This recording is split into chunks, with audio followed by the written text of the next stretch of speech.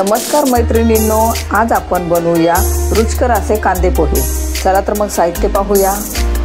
जाड पोहे घेतलेले आहेत 2 वाट्या, 4-5 मध्यम आकाराचे कांदे घेतलेले आहेत बारीक कट करून, 5-6 मिरच्या घेतलेल्या आहेत, थोडा कढीपत्ता आहे, फोडणीसाठी थोडीशी मोहरी, थोडेसे जिरे, पाव चमचा हळद, थोडे हिंग, हे कच्चे शेंगदाणे 2-3 चमचे घेतलेले आहेत। चला तर मग आपण आता पोहे चाळून घेऊयात।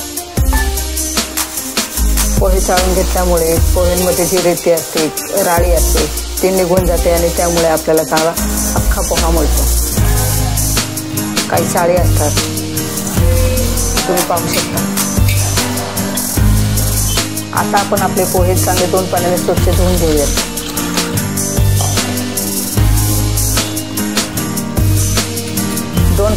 टोपामध्ये धुतल्यामुळे एक्स्ट्राचे पाणी निघून जात नाही व आपले पोहे जास्त वेळापर्यंत आपले पोहे चांगले मऊसूत राहतात। आता आपली कढई चांगली गरम झालेली आहे, आपण आता 2-3 पळ्यात तेल टाकू।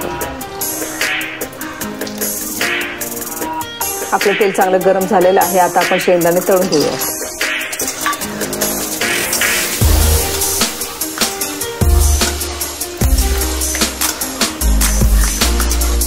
पोहे धुवून झाल्यानंतर थोडे अशा हाताने मोकळे करून घेऊयात, कारण काय होतं मग घट्ट होतात, हे होतं गुठळ्या वगैरे।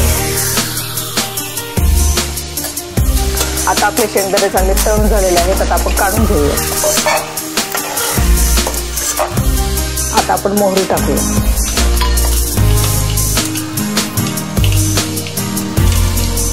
मोहरी चांगली तडतडली की आपण जिरे टाकूया। जिरे चांगले फुलले आहेत, आता आपण मिरच्या टाकूया। कढीपत्ता,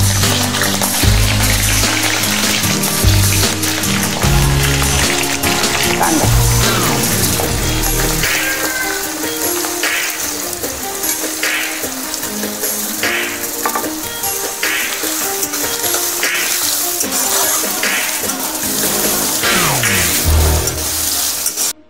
आता आपला कांदा भाजून झालेला आहे। आता आपण पाव चमचा हळद टाकणार आहोत।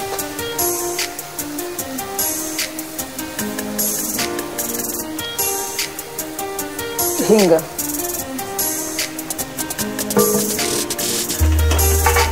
मिनिटभर भाजून घेऊया। थोडी कोथिंबीर,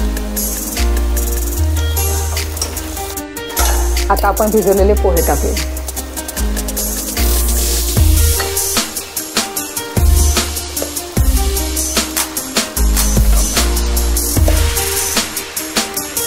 चवीप्रमाणे मीठ,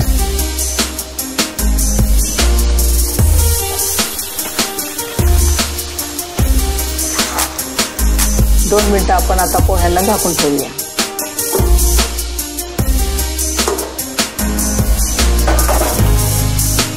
दोन मिनिटांनंतर तुम्ही पाहू शकता आपले पोहे कसे छान मऊसूत झालेले आहेत, मोकळे पण झालेले आहेत।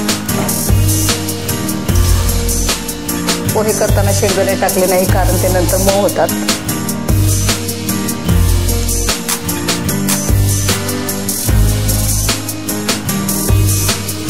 थोडेसे खोबरे,